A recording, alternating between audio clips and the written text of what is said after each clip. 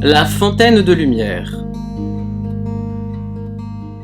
L'animal s'avançait prudemment sur la roche rendue glissante par la pluie abondante qui tombait sans cesse depuis maintenant 3 jours. Il était resté à l'abri dans une grotte pendant les 2 premiers jours. Mais la faim le tenaillant, il s'était forcé à sortir afin de trouver quelques plantes à se mettre sous la dent. Le problème de l'automne, c'est que les plantes ne poussaient plus dès l'approche de la pluie. Elles avaient tendance au contraire à faner et pourrir plus rapidement. L'animal s'éloignait de plus en plus de son refuge. Ses sabots, pourtant habitués à la roche glissante, dérapaient régulièrement. Or, sur les falaises escarpées, le moindre faux pas pouvait s'avérer mortel. Et d'un autre côté, s'attarder trop sous la pluie imbibait sa laine d'hiver qui le maintenait au chaud. Car une fois mouillée, elle mettait du temps à sécher, le rendant moins résistant au froid de la nuit. Sa ténacité finit néanmoins par payer. Au centre d'un vallon, un petit bosquet d'arbres se dressait. Et sous ses ramures faites quasiment plus que de branches, à cause du froid de l'automne, un tapis d'herbe vert foncé était posé au milieu des feuilles mortes. Alléchée, la créature descendit tout de même prudemment. Elle faisait attention où mettre les pieds, mais surtout,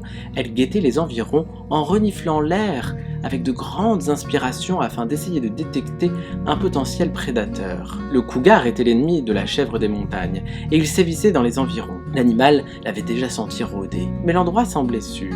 L'animal put enfin savourer l'herbe. Les brins étaient durs et filandreux. Le goût de la chlorophylle était très prononcé. Cette amertume donnait un aspect piquant à chaque bouchée. La chèvre se régalait néanmoins. Certes, elle préférait les jeunes pousses printanières, mais en cette saison, le choix ne se présentait pas à elle. Alors qu'elle se remplissait la panse, une lueur perça les nuages et cascada sur le bosquet. La paisible chaleur du soleil d'automne vint réchauffer son corps. Elle poursuivit son festin sans se rendre compte que la pluie continuait à tomber tout autour d'elle et n'atteignait pas ces quelques arbres et cette herbe drue. Elle finit par retourner à sa grotte. Elle revint le jour suivant, et ce encore d'après. Ce havre de verdure était tout aussi vivace, comme si elle n'était jamais venue.